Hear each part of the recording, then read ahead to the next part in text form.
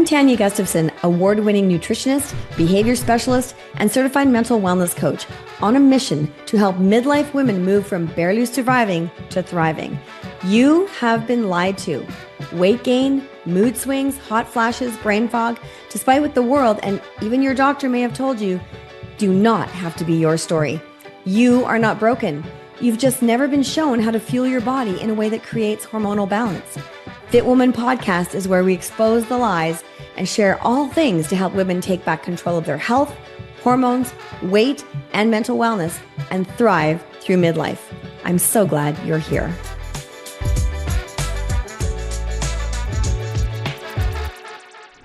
Hello and welcome to the Fit Woman Podcast, where we explore all things to help women fuel their bodies, ignite their metabolism and their minds to thrive through midlife. I'm Tania Gustafson, your host, and today I'm super excited to chat with a true expert in the field of nutrition. And you know that food is our foundation here, right? And so knowing how what we eat affects our hormones and our mental wellness. So PsychoNutritionist, who I've had the privilege of knowing for over a decade now, Dr. Shawn Talbott.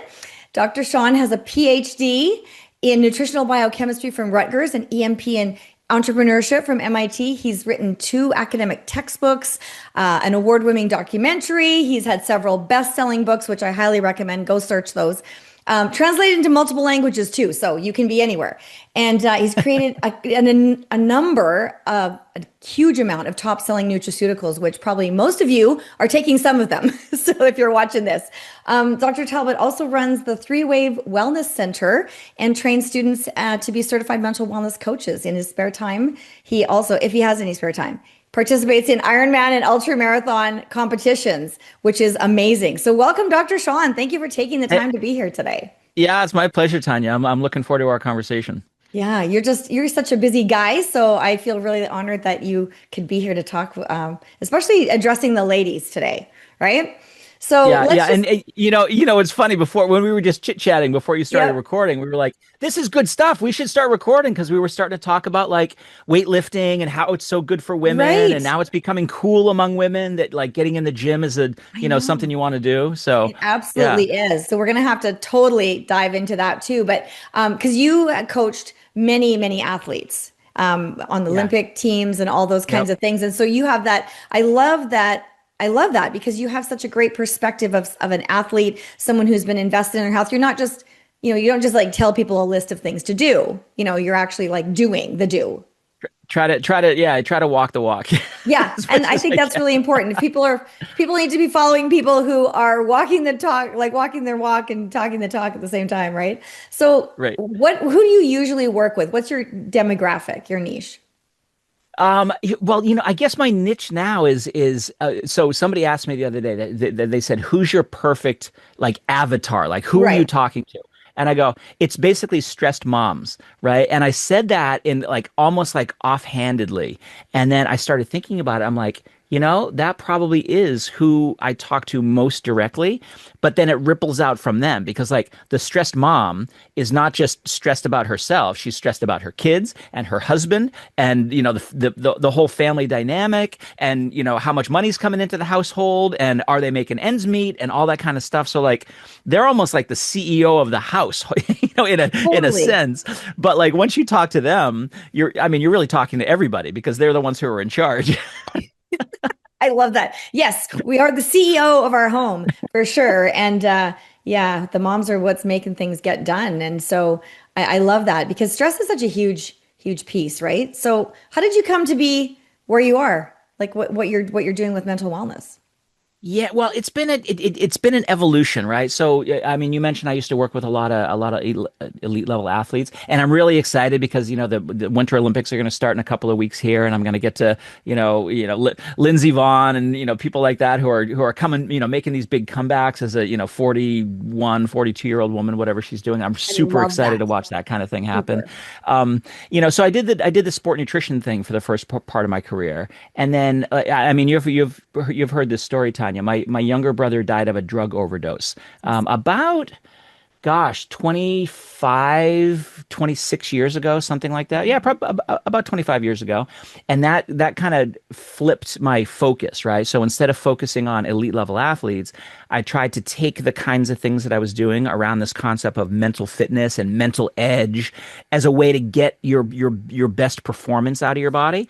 I tried to sort of mainstream that. So instead of talking to like, Olympic caliber downhill skiers. Now we're talking to stressed out moms, and that I think it hits people in a different way because it's the same principles that we're talking about, right? Eating the right foods and moving your body and getting your sleep and, supplementing very strategically to change your biochemistry to get that mental edge. But then once you have that mental edge, it affects everything in your life, right? It makes your workouts easier. It makes your workouts more impactful. It makes, how you're showing up in the world with your resilience and the kinds of things you can handle.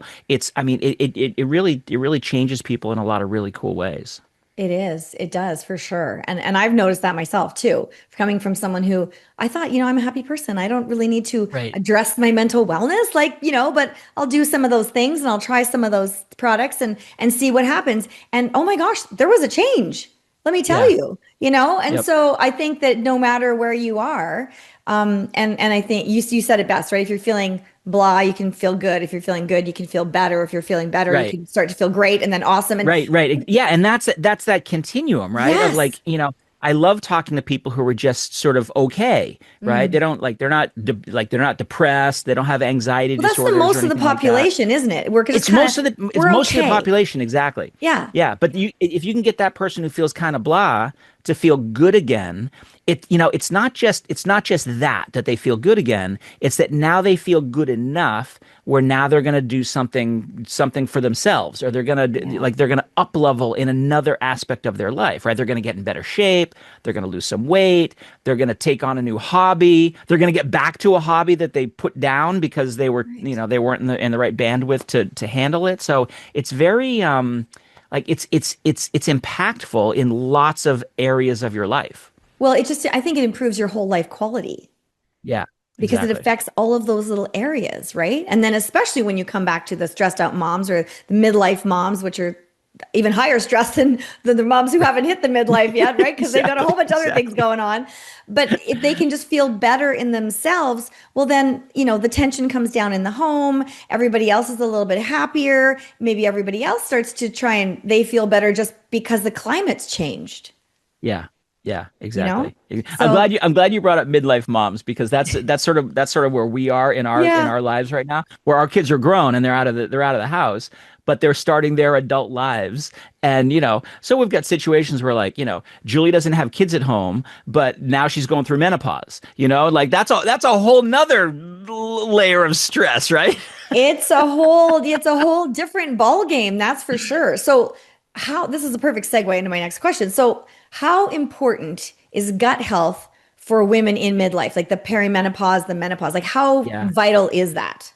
Yeah, it is the most vital thing. It's and I say that as a gut researcher, right? Like Right. I really consider myself now to be like more of a like almost like a microbiome researcher. I talk about microbiome and gut health so much. People are like, "Oh, are you a microbiologist or are you a gastroenterologist or something like that?" I'm like, "No, no, no. My training's still in nutritional biochemistry, but what we're realizing is that the gut as an organ is controlling so much of what is happening in the rest of our body. So we talk a lot about neurotransmitters, Hmm. serotonin and Yep. dopamine are mostly made in the gut. But now we're realizing that the gut controls the immune system, the gut controls your inflammatory balance, the gut controls your hormone balance. So, to answer your question directly, women who are especially going through perimenopause, where things are just changing all over the place, and they haven't stabilized yet, as they will in sort of later menopause, your gut is really controlling your overall exposure to estrogen. So when your body makes estrogen, that estrogen eventually finds its way into the gut, and the bacteria in the gut can either let it stay deactivated and go out of your body, or your gut microbiome can reactivate it and give it another pass through the body. So like that Okay. sort of a dynamic of the gut directly influencing your exposure to reproductive hormones can be all the difference between, are you having hot flashes and night sweats and mood swings and things like that, or are you not? And you're like, some women have an awful time going through Terrible. perimenopause, and Yeah. other women are like, what's the big deal? And it's not their hormones, it's the interaction of their hormones with their gut. And so if you have a good resilient microbiome, if you make sure you don't have leaky gut, right? If you have good gut integrity, Yeah. that ease, I'm not going to say it's going to make perimenopause easy, but it eases your way through in a way that if your gut was out of balance, you'd have a harder time. Right. No, I love that because I'm quite sure that most women, and I did not know this, like, a few years back, I did not know this, your gut can hold on to those hormones. Right. Right, And so for right. the women that say, well, I don't have any hormones left or this or that, they can still have that Yep. bottled up inside, basically, so to speak. Right. And so Yep. healing, what happens then for those women who want to, who dive into better gut health? What will happen for them? Yeah, well, so because the gut controls so much of our metabolism, Hmm. it literally affects everything. And it. I feel, as a scientist, I feel like sometimes I'm a little conflicted talking so much about gut health, because I Hmm. don't want people to think that, it's the gut health is the new silver bullet, and if I just fix my gut, it's going to fix everything. But it really is like one of those foundational things where if you don't fix your gut health, and you're out here trying to fix your stress hormones, or your estrogen, or your inflammation, or your neurotransmitters, those are all like upstream from your gut health. So you might do so, and this is very frustrating for people, because they'll go Hmm. like, "Oh, my problem is cortisol, and if I can get my cortisol under control, then I'm going to be less stressed, and I'm going to sleep better, and my appetite's going to be better, and my belly fat's going to go away." And great, there's all kinds of things we can do to directly affect your cortisol. But if you don't affect your gut, and your gut is still out of balance, that's going to keep throwing a monkey wrench into your cortisol signaling. So same thing for Yeah. estrogen, same thing for testosterone, same thing for all of that. So it's not like the gut is the most important of all the things that we can talk about, but it's the first important. And so you need to solve that one first, so that it doesn't keep messing up all the other things, if that makes sense. Oh, for sure, right? I mean, it's kind of like building a house. If you're not putting the foundation down Right. solid enough, you'll get the house up, but how long is it gonna last in a windstorm or Right, something, exactly. It's going to right? be a great balcony for a year or two until it Right. crumbles, right? Exactly, right? It's like, oh darn, we forgot that rebar in the concrete. Oops, and Yeah, totally. the hurricane comes through or something. Yeah, and so that makes total sense because if you're especially with leaky gut, if we're healing that, well then it's just going to make sense that all the things it's going to reduce that inflammation, it's going to help all the things Yep. work better. And so, like there's a lot of women out there, they're taking hormone replacement therapy and all of those things, thinking perhaps that is the one and only silver bullet as well. But Yep. all of these Yep. things work in consort, correct? Right, exactly. Yeah. They're all small little links in the chain, so to speak, Right. right? And different people are going to have different weak links and different strong links and things like that. And Hmm. so it's not to say that everybody has to do everything. Like you have to focus on every link in the chain. That can be a little overwhelming. Yeah. But if you can do a little bit on each of these, it's an exponential effect, right? So you get a little effect here, a little effect there, a little effect there, and then eventually you have this massive improvement, and that's where somebody goes from the middle of that mental wellness continuum we just talked about, where they feel blah, to all of a sudden feeling amazing. And they'll look back and they go, I didn't make any like huge changes to my life. I just made a bunch of these little changes, but they have these compounding effects, because that's how your biochemistry works. Right. And so just how fast do people end up feeling good going from that middle blah to like, ooh, I'm feeling pretty Yeah. good?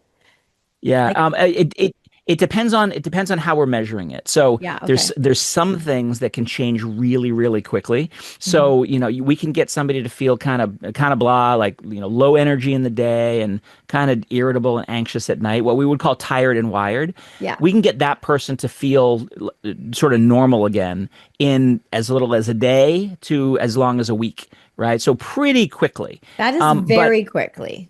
It is very quick, but it's because the hormones and the neurotransmitters that underlie those feelings are fast acting, fast changing sorts of signals. There are other things that take a long time. So like I was talking to somebody the other day and they're like, "Yeah, I really want to, get my microbiome and my gut brain axis and like all that kind of stuff."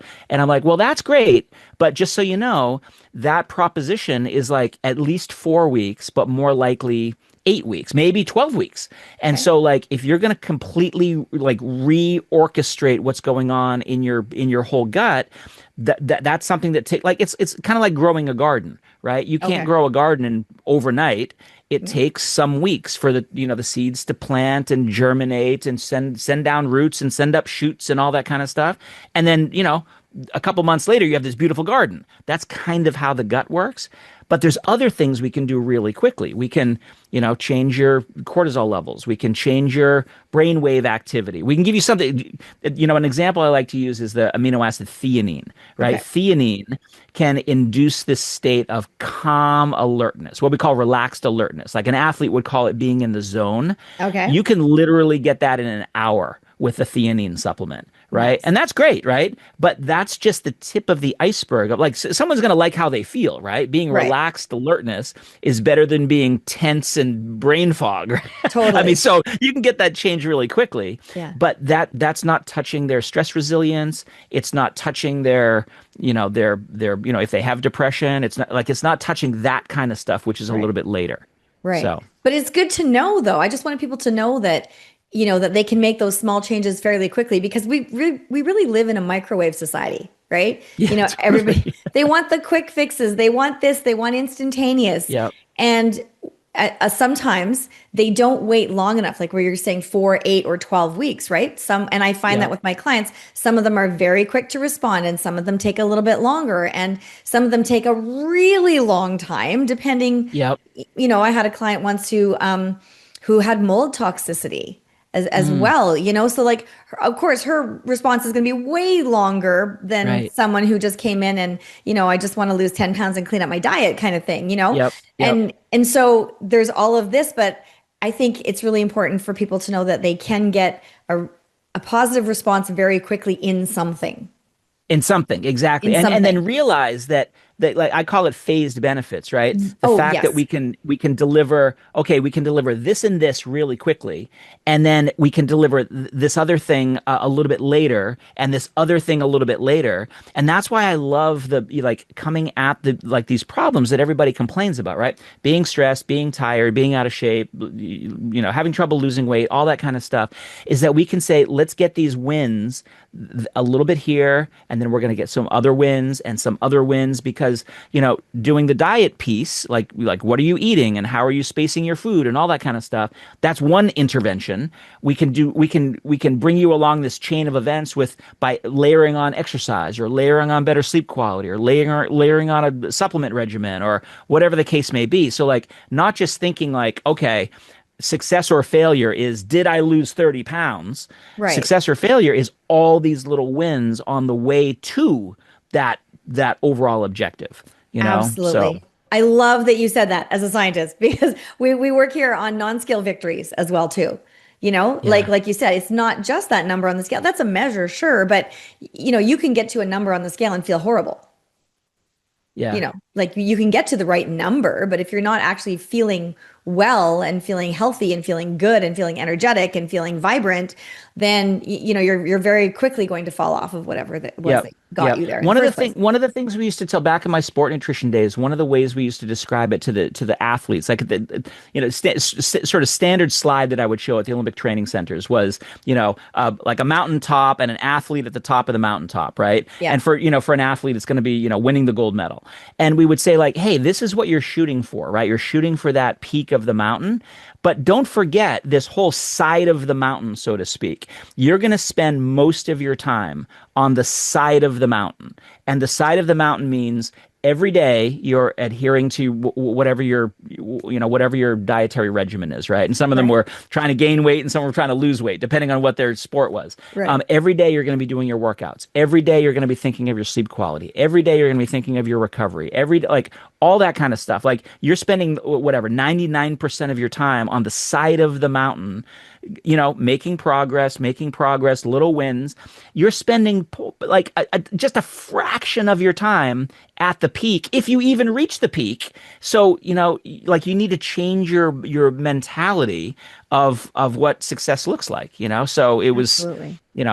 anyway, just a different way of framing it, I think sometimes. No, that's a really good perspective because, like we're back to the microwave. Everybody wants it right away, but you have to realize what it takes to get there. And it's not like that you're, committing your firstborn child and it's going to take you forever. It's just that if you understand that there are phased benefits and you're going to get some here and some here and some here, I think that's that's a bit of excitement for the person that allows them to go, oh, okay, I've got this part, but I know there's more coming. If I Right, just right, keep going, I know that there's going to right. be more amazing benefits coming because they Yes. kind of stack on each other as opposed to, oh, Yep. is this all I'm going to get? But Yep. if they Yep. understand what you're saying, and that's, I love the way you explain that. So thank you. Yeah. So how is it? All right, I'm going to talk probiotics here for a minute. We're going back to the gut because Let's do it. that's like the buzzword out there, right? Everyone's like, oh, gut health, great. I'll just go buy a probiotic. Right. Why is that not going to work for everybody? They just do it because they know that they should, or someone told them it's Yeah. healthy. And then I've Yep. asked people, so why do you take it? Well, and then they go, well, because it's good for you. Yeah. And Yeah. I'm like, well, what benefit are you getting? They're not really sure sometimes. Like they can't Right. really articulate. Exactly. So I'm like, okay, well, I'm Exactly. not sure why you're spending money on that then, based on what you're telling me. Or, Yeah. like, do you even know what it's doing? Right. So it's Yeah, kind so of many people interesting. do that. They like probiotics are almost like the new multivitamin, right? People are like, ah, yeah, I Right. probably should do that because it's healthy, right? But Yeah. what they don't understand, and I know you know this because we've talked about this before, this Right. whole idea of probiotic strain specificity. We didn't Mhm. really understand this 10 years ago, but it's this idea that different strains of probiotic bacteria will have completely different effects. So the way I like to describe it is that you can get a strain that helps with constipation. You could get a different strain that helps with diarrhea. Those are completely opposite effects, and it's all due to the strain of the bacteria. So you could get a strain that is lactobacillus acidophilus, uh, whatever. There's so many different So strains. many. But it's the strain that tells you what it does. And so there's some strains that help with mental well-being. Those are the kinds of strains that I like to focus on. There's some strains that help with immune system function. There's other strains that help with weight loss. Actually, in my group, we actually have just finished a study where we looked at a strain of bacteria that actually enhanced fat loss. In the versus a placebo group, so that was really cool. I don't think it's going to like rival the GLP-1 drugs that are out there, but people who supplemented with, they lost more body fat, so there's a metabolic effect. But it really is this, like, we're entering this age of, if you're going to be taking a probiotic supplement, you have to understand what strain you're taking. Like, look on your bottle, look on the side of your package, and look for the strain. And you can look up that strain and go, oh, what does this do? Oh, that's an immune system strain. And if that's the benefit you're looking for, Great. fantastic. Yeah. But if you wanted to get a probiotic for a different sort of a benefit, like you wanted to help your leaky gut, then that immune system one is probably not going to be the right one for you. And I think that's part of the problem too, is that people most people, I think, just think that probiotics help with the diarrhea or the constipation or your Yeah. digestion. They don't realize how many different strains there are and how many different things Yep. probiotics can help you with. So I think that's a big education right there. Is like, so how many things are there that probiotics can support is a good question. Right. Well, so I mean, everything under the sun, basically. Oh, So when I started looking at the microbiome 20 or so years ago, it was really hard to measure it. It was really expensive. It was very cumbersome. Nowadays, it's pretty easy. Like, there's all kinds of ways that we can measure the microbiome, and we can measure the changes of these different strains. So again, when I started doing this, there were like lots and lots of what I call generic probiotics out there. yeah. So you'd see on labels, you'd see Lactobacillus acidophilus, and you see Lactobacillus plantarum, and you see Bifidobacterium bifidum, but that's it. You didn't have a strain designation. That's changing now, where we probably have in my area where I study mental fitness, Mhm. we probably have, I would say, 3 dozen really well validated strains that help with different aspects of mental wellness. So, we can actually pick one out and say this one's really good for depression because we know that it helps with neuroinflammation. This one is really good for sleep because we know that it helps with GABA production. This one is really good. You get the idea. So Right. Yeah. you could be very precise to say, like, I want this strain and this strain for this person, but not that strain because that's something that they probably don't need, right? We're just starting to enter that phase, but if people understand that hey, I need to look for my strains, then it's gonna open up this whole world for them. I think so. Absolutely. I mean, because even there's gastroenterologists that I've talked to that literally just tell people just to go and buy whatever the one is at Right. Costco. Like Exactly. just go get the probiotic. You need a probiotic, go get that. Yep. But why? And Yep. they're like, because everyone needs a probiotic. Okay. Yeah. Yeah. And if somebody is looking for that, they're just like, oh, I just need to do something for my gut, I would actually tell them, a better thing than just going buying some generic probiotic supplement. Hmm. Why don't you focus on getting more fiber in your diet? Why don't you try to get some, add some more fermented foods to your diet? Get a handful of berries. Like that's going to have a much better like general gut health effect if that's what you're looking for, and then save the probiotic supplements for when you want a specific benefit. Is it cold and flu season and you want to really make sure that your immune system is solid? Well, then you choose one of those strains that helps with the immune system. If you're Right. trying to lose weight, and there's that one. If you're trying to change your level of motivation so you can exercise more, choose that one. So Right. use them in more of a like a targeted fashion than just like how you describe, like, oh, I just want to be healthier, Right. Yeah. Throwing spaghetti at the wall isn't going to help you Yeah, right. as much. Right.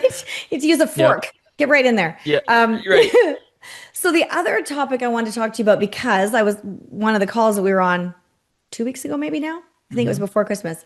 Um, it was about fasting. And you said Yeah. something really interesting that we had a discussion, and it surprised me because you were saying that in some, I guess, schools of thought, eating protein doesn't actually break a fast, which I loved Yeah. because there's so many people, especially women, that are, trying to lose weight, and so they are fasting, but they're ending up damaging their hormones or putting their blood Right. sugar out of whack. They haven't done anything to benefit themselves. They've actually, they're gaining more weight, or they're, converting and increasing the fat and losing the muscle, which is not Right. anything we want. Right, exactly, So exactly. let's So explain.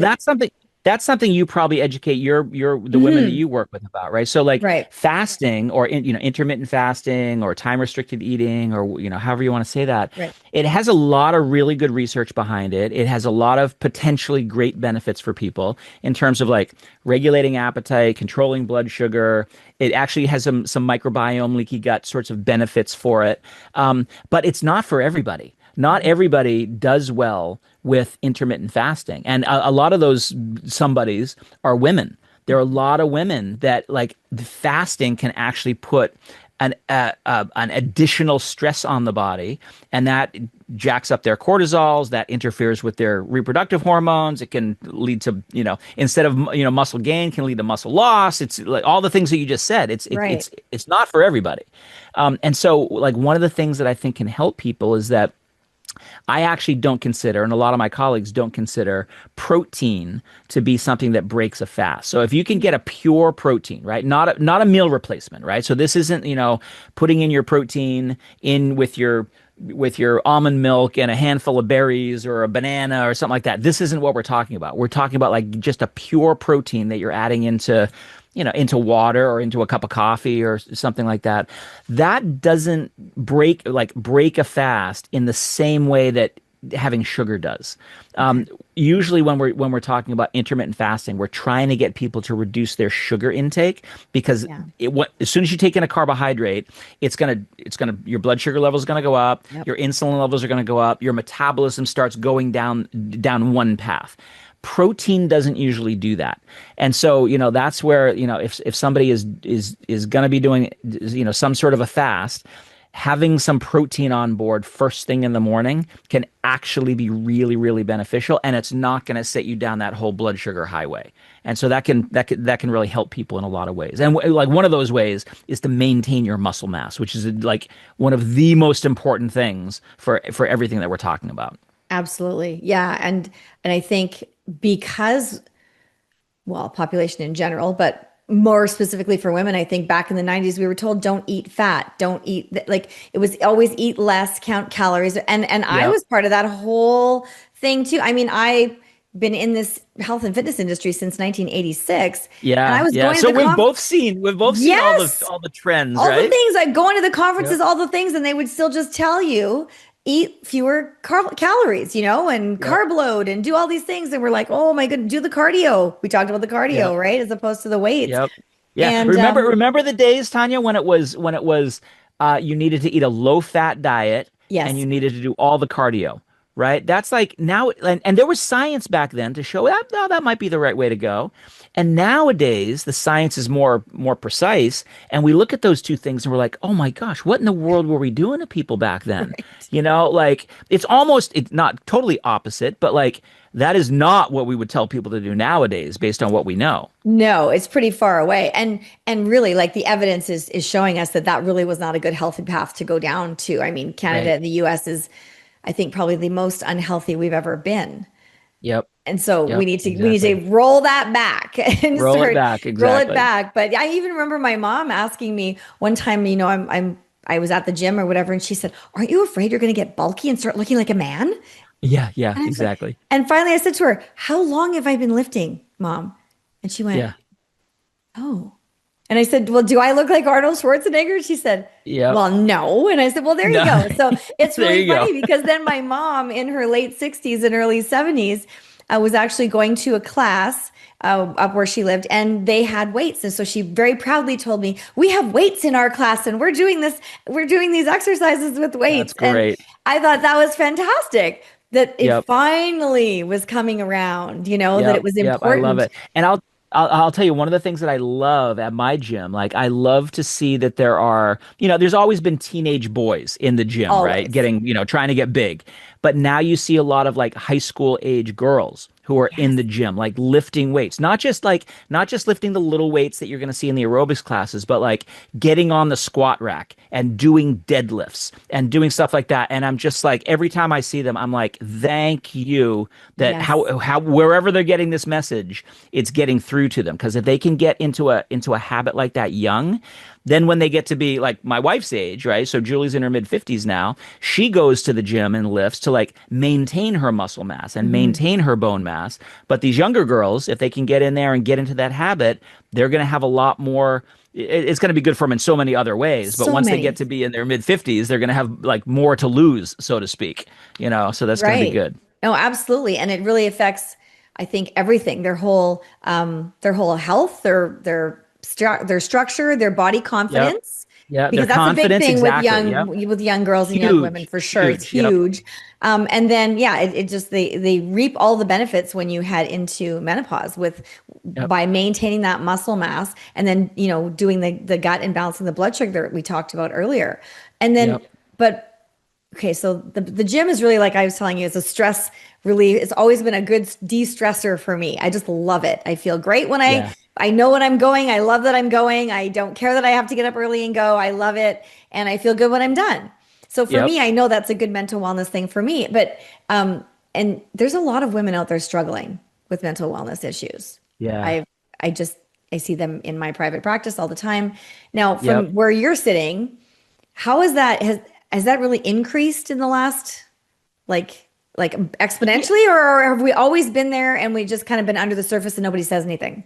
No, I think it's still a little bit under the surface. I think there's a lot of Mm, people who feel that way that are still putting the happy face on it, like, mm. hey, everything's great. We have all this social media stuff where you have to put on the happy face, and True. people call it fake book, Yeah. because it's like the most curated perfect version of your life and all that kind of Right. stuff. I think there's a lot of that happens.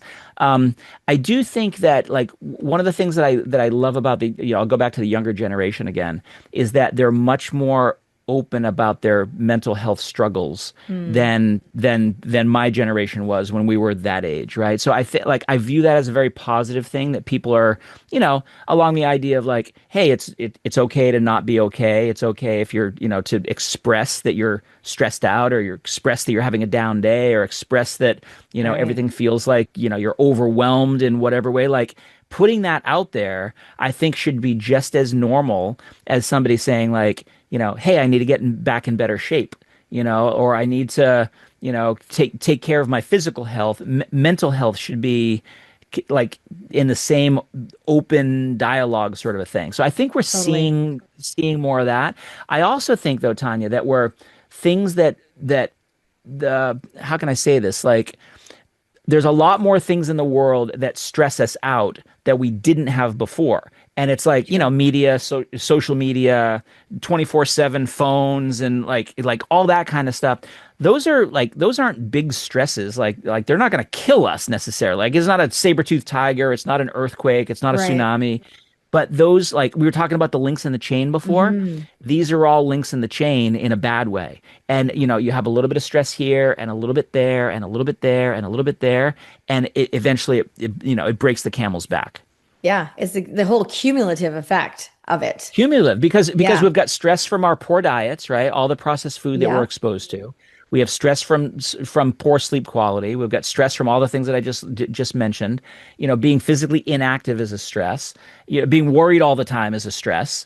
Mhm. So like little bits of, and those like they just like they eat away at the foundation that we talked about before, and that's your Mhm. quality of life. And you get people who just at the end of that they just go, I just feel crummy, Yeah. and this is not how I want to go through life. And so like they don't have major depressive disorder. They just feel kind of blah. Yeah. And so all the things that we're talking about, I think that people should take away. They're like, not to say like, oh, there is hope, right? But there is hope. Like you There can do is. these little things and start moving yourself in the other direction. Yeah. And so how much more impactful is it for those perimenopause, midlife women, menopause women, when they are highly stressed? What does that do to those symptoms? Oh yeah, it amplifies all of them, and it's mostly because like I've studied cortisol for a lot of my career, right? Right. Cortisol, when that is high from all those little stressors that we just talked about, Right. they just ratchet up, ratchet up your Mm. cortisol overexposure. And so once your cortisol gets to a point where it's a problem in and of itself, right? The cortisol is going to tell your brain you're hungry, it's going to tell your belly fat to store as much fat as possible and then hold on to it even if you're trying to lose weight. So Right. cortisol has its own sort of problems, but one of the like downstream effects of having too much cortisol is that now it's going to block your estrogen. So now you're going to have more hot flashes. Now it's going to block your serotonin. So now you're going to have more mood swings. Now it's going to block your dopamine. So now you're more tired and less motivated, and you don't want to get off the couch to go to the gym. So you're not being able to access all those wonderful Right. benefits that we just talked about. So it really is like once you lower that stress and get that cortisol under control, now your normal levels of all of those signaling molecules, your estrogen, your serotonin, your everything else is going to that in and of itself is going to help you feel better. And then if now you're feeling better and now you're making better choices in your diet, or now you're at the gym, or now you're going for a walk, or whatever the case may be, Yep. then you're going to get more benefits from that. So it's almost like it's a traction enhancer for the rest of the program that you're going to try to get yourself into. Exactly. Like it's really interesting how everything is just so interconnected. It's never just one thing. Right. Right. Yeah. And that was Exactly. one of the things that I really wanted to drive home today here, which you're doing ever so well, is because especially at the beginning, well, we're at the beginning of a new year right now. So people will be watching it probably in February, but still we're at the beginning of that year. And probably if you're Yeah. in February or March and you made New Year's resolutions, chances are you probably haven't stuck to them at Right. this Yeah. point, Unfortunately. unfortunately, right? But if only people would just realize that let's just start with the one thing, just one little thing. It doesn't have to Yeah. be, a massive overhaul. It just has to be the one thing that you can manage. And then that's going to help you, like you said, ratchet it up and Yep. you're going to have those Yep. phase benefits. Yeah, I'm so glad that you said that because that's exactly where like I love to talk about like, oh, you could do this, or you could do this, or you could do this, and you can get a benefit from that. And then like because you and I will get excited, right? Geeking Yeah. out about all the potential. But somebody watching might go, "Oh, for God's sakes, now I have to do 20 things in order to feel good again." Yeah. But what you said is it. Like that's the boom because pick one. Pick any of them, but pick it with the mentality of that one thing isn't going to get you from here to there. It's going to get you from here to here. And then we can either keep doing that or we can do a different thing that's going to get you from here to there Right. and realize that it's that side of the mountain again, Yep. right? We're going to bring you up the side of the mountain. We're going to have these wins along the way, but what you're signing up for to get here is this journey, and we're gonna make it fun for you, and we're gonna make it enjoyable and impactful, and we're all gonna go there together. Yeah, that's the key too. I think so many women have been conditioned to it has to be hard. You have to punish yourself. You have to Right. deprive yourself of all the things that you love and just, buckle down and it's all about willpower and all the things. And then it's just that in itself creates a huge amount of stress, which is totally Right. counterproductive to everything that Right. they're trying to, accomplish. And so I think we just have to bring that back down a little bit Yep. and Yep. just, yeah, Yep. don't go there. So, Yep. Exactly. oh my gosh, just crazy, just crazy. So you are going to do an Ironman coming up. No, a Yeah. So marathon, yeah. So not an Ironman. I've got an ultra run, an ultra ultra run. marathon. That's what it's called. Sorry, Yeah. ultra run Yep. and not a Yep. runner. So, So yeah, and so I kind of retired from doing 100 mile runs a couple of years ago, but there's still this one that I want to do. It's called the Western States 100. It's in California. It's sort of like the Boston Marathon of okay. ultra running. And so, but it's a lottery. So every year you have to put in for the lottery. And I think I've been in the lottery 8 years now, maybe 6 or 7 years. Haven't gotten picked, haven't Oh gotten picked, haven't no. gotten picked. They say that it's harder to get chosen out of this lottery than it is to get into Harvard. The number of Crazy. people who enter versus the people who actually get selected.